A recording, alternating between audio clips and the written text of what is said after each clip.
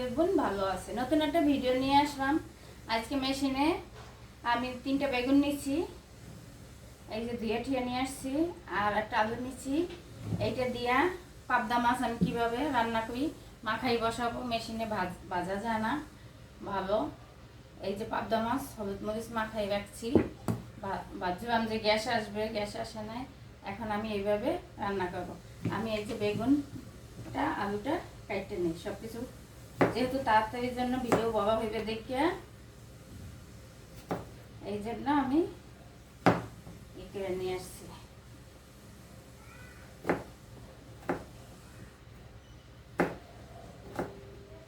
আর পাবদা মাছ দিয়ে মাখাইও মজা লাগে, কিন্তু আমার ভাজা বেশি আমাদের বরিশালে পছন্দ করে।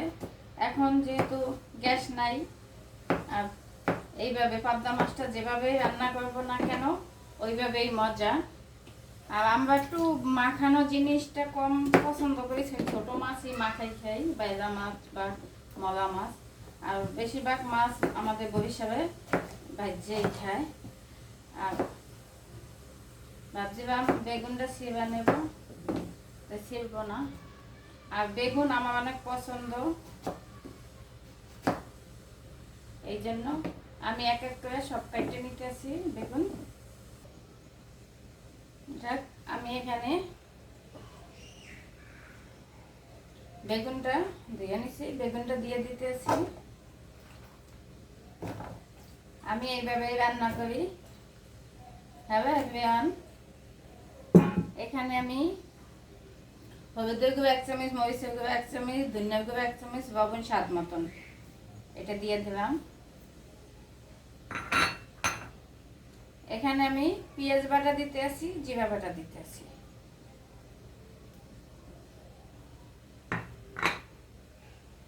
এখন আমি মাছটাও নিয়ে নেব,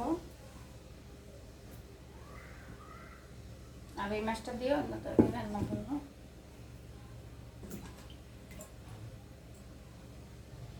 আমি এখন অয়েল দিয়ে দেবো। মাখানো এই তরকারিটা কিন্তু অনেক মজা লাগে। আর পেঁয়াজ রসুন বাইটটা নিবে হাতে, তো এটা তো সবাই কম বেশি।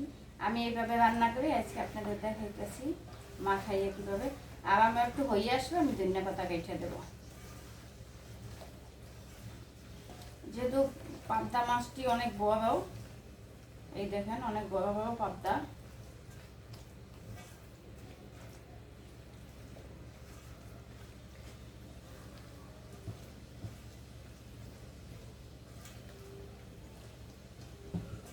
দেখেন কত সুন্দর দেখতেই, এখন ঘেরানে।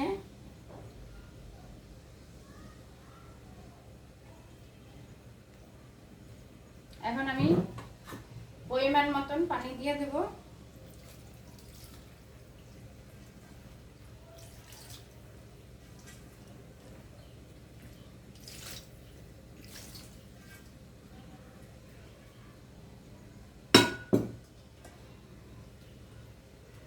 এই যে আমি এইভাবে মাখানো তরকারি রান্না করি।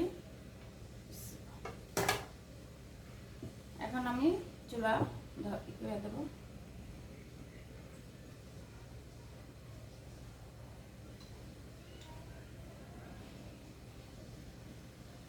আমি বেশি হিটে দিছি, এখন আমি ঢাকনা দিয়ে ঢেকে দিব। আর এইটা এখন হইতে থাকবে।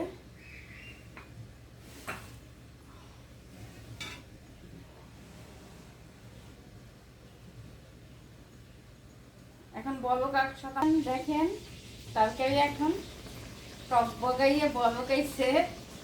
আর এইভাবে যাই হোক, যাদের গ্যাস থাকবে না তারা এই মেশিন দিয়ে রান্না করতে পারেন, কিন্তু মাখানো তরকারিটা বেশি ভালো হয় মেশিনে কষানোর চাইয়ে। মাখাইয়ে হাতে মাখাইয়ে আপনি রান্না করবেন ওইটা। এই দেখেন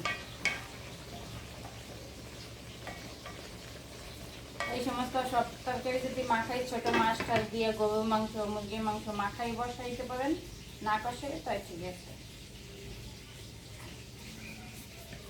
তাই হইতে থাক, ধনিয়া পাতা কাটবো, ধনিয়া পাতা দিব। তরকারিটা যেহেতু হয়ে যাচ্ছে আগে দিই নে, গ্রানিতে থাকবে না এখানে। আর এখন ধনিয়া পাতা দিব। আর ধনিয়া পাতা তো আমরা বরিশাল অঞ্চলে বেশি পছন্দ করে, আমি সব কিছুতেই পছন্দ করি। মাঝে মাঝে আসলে ধনিয়া পাতা পাই না রাত্রে, এখন ধনিয়া পাতাটা তো আমার খুব পছন্দ সব তরকারিতে। এটা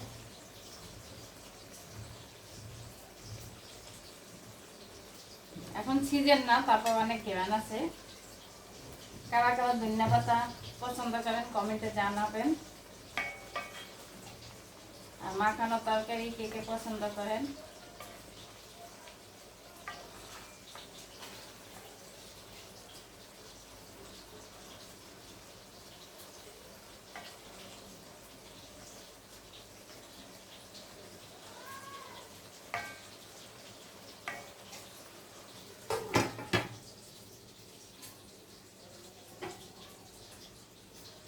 সবাই লাইক কমেন্ট শেয়ার করবেন। আমাকে কেউ ভিডিও দেখেন কোনো রকম, কেউ শেয়ার করেন না, কমেন্ট করেন না। আমার প্রিয় ভাই বোনরা যারা আমার সবসময় সাপোর্ট করে শুধু তারাই কমেন্ট করে। আর সবাই সবাই অল্প অল্প ভিডিও দেখে যান গা, এই জায়গায় দেখা যায়। আর এরকম করেন না, সবাই পুরো ভিডিওটা দেখে একটু কমেন্ট করেন। আর যারা ইউটিউব থেকে দেখতে আছেন তারা সাবস্ক্রাইব করেন আমার কণা সংসার ইউটিউবে।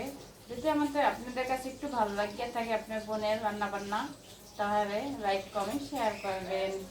আর কমেন্টে জানাইতে বলবেন এই না কেমন হইবে আমার আজকে রান্না।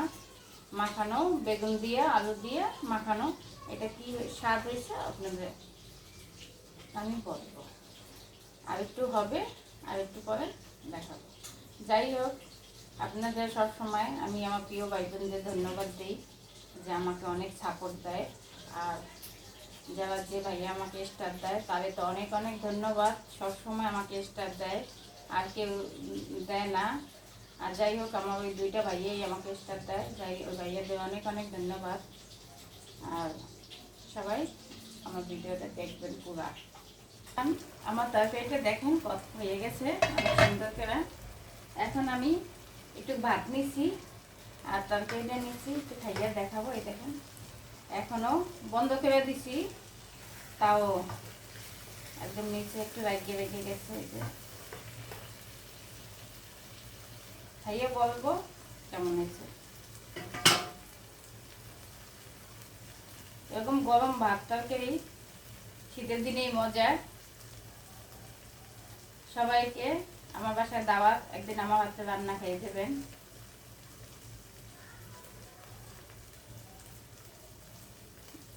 অনেক মজা এরকম মাখানো তরকারি মেশিনে রান্না করে খাইবেন। আর আপনার কণা বোনের তরকারি কেমন হয়েছে রান্না আমাকে জানাই দিন।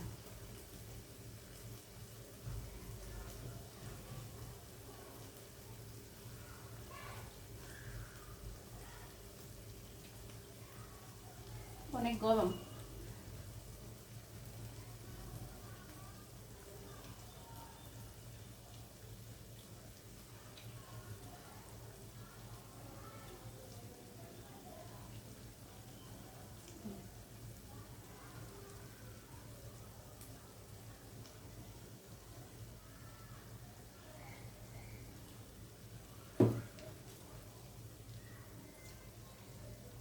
সবাই লাইক কমেন্ট শেয়ার করবেন।